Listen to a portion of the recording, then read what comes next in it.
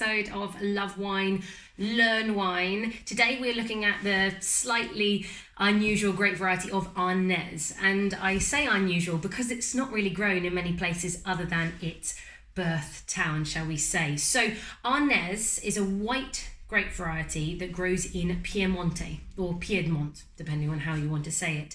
And Piedmonte is in the northwest of Italy. Piedmonte means the foothills of the mountains, and for this, the mountains are the Alps. So with you've got that going around and shadowing that region, and also bringing down cooling breezes. You've also got the coastline for some of the other areas in Piedmonte cooling things down. This has definitely not got the same influence of the Mediterranean and that warmth that you get further down in Italy.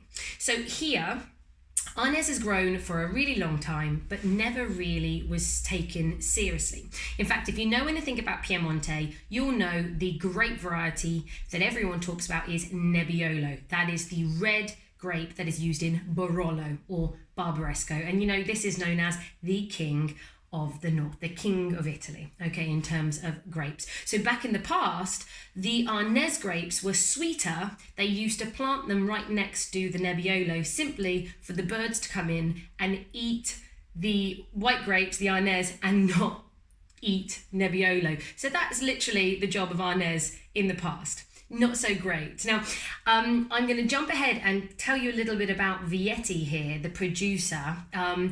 They are instrumental, I don't think they realised it at the time, instrumental in making Arneis actually a grape variety that we know of today. So basically, they decided, why not try and make a white wine? They actually wanted something that was a little off dry. They were trying to go for about 10 grams per litre of residual sugar. And when they made this wine, it went all the way to dry. They kind of, with disappointment, left it in a barrel and half forgot about it. And then when an Italian gastronomical kind of writer came around to review all the wines, this is in 1968, tasted all the Barolos, but got very interested in this wine that was in a random barrel.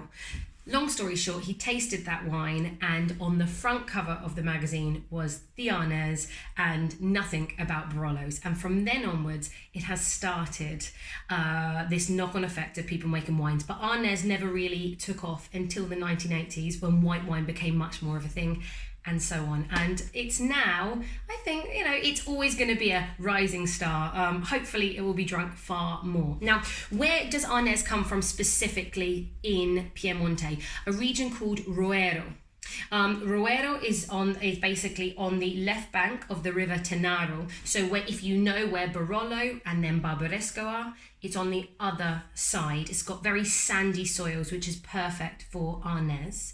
And in fact, you may have had a Nebbiolo d'Alba, and that is basically pretty much the same region. People who produce Nebbiolo in that region, they can choose to call it Roero DOCG or the Nebbiolo d'Alba. They have a choice. So this is a great region for growing Arneis.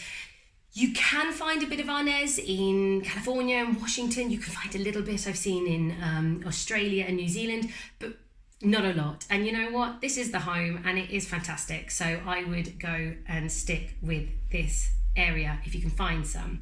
I've already talked to you about what Vietti, the producer, have a look at the bottle, did for Arneis in general.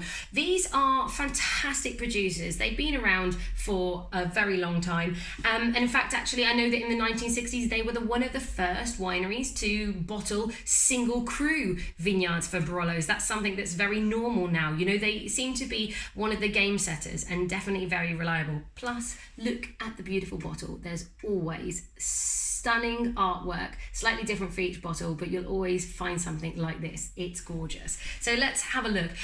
Whilst I'm pouring this, what does Arneis taste like? So Arneis for me, and this is an absolute classic, always has this very pear-like and quite apricot-y. you have this weight. They're normally quite full body. The acidity is not as high as some of the other white grape varieties in Italy. So this is, expect medium acidity. And then this lovely kind of bitter almond finish on the end. That is what I like. This is a weightier wine. This is slightly more textural. They generally don't oak it. Some producers are, as everyone wants to try something different. But this is a wine that I think it should be drunk fresh. Drink it in the first few years. It's not a wine that generally ages and gets more complex, but it's quite aromatic and it's pretty and it's yummy. So let's have a try of this Arneis. For me, as I said to you, I already know I love this producer. This tastes like just really fleshy, juicy, super ripe pears. Really beautiful, a little bit of even maybe some violets in there, some white blossom. It really is pretty and it's floral. The peachiness comes through. It feels really, really soft. Like you imagine that when you're smelling it.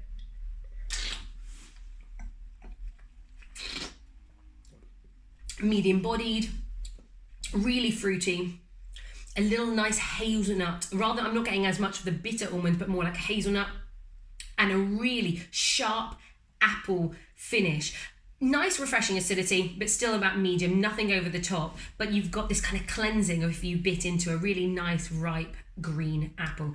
It's stunning, it's fresh, but it's also got that body to it. What would I pair with this? I would go for slightly richer foods. So again, if I was having something like chicken, I'd go for a roasted chicken, something with the skin, something with a bit of thyme, rosemary, that would go with the weightiness. This would be amazing with some nut roast. That because of that hazelnut texture at the end, a nut roast would be perfect. And again, if you're having turkey, it's coming up to Christmas, kind of soon. When you're thinking about the stuffing balls and the sage and onion, and you're having some of that kind of Yorkshire puddings that are like, a bit harder and doughy, piggies in a blanket, you've got all different textures and gravy. I think this actually, unless you were going to go for a red wine that's quite light, this would be a wine that goes quite nicely. Lovely fresh pastas as well, I think could be a really good food pairing for Arneis. Definitely try Arneis if you haven't before. It's not like other grape varieties, so it's not your typical lemony fresh style, so it's definitely worth going for, and I think it's really approachable. I cannot remember where I bought this from, so I can't tell you verbally, but I'll have worked it out and I'm putting it here now. So please look at the price as well, because I can't tell you any of this. And if you like this episode, like, share, subscribe, as I always do. I hear you can press a bell now, so press the bell so you hear when I put out a new video. Please support me. If you've got any other varietals that you want me to talk about, give me a shout, and I'll see you on the next episode of Love Wine, Learn Wine. Cheers.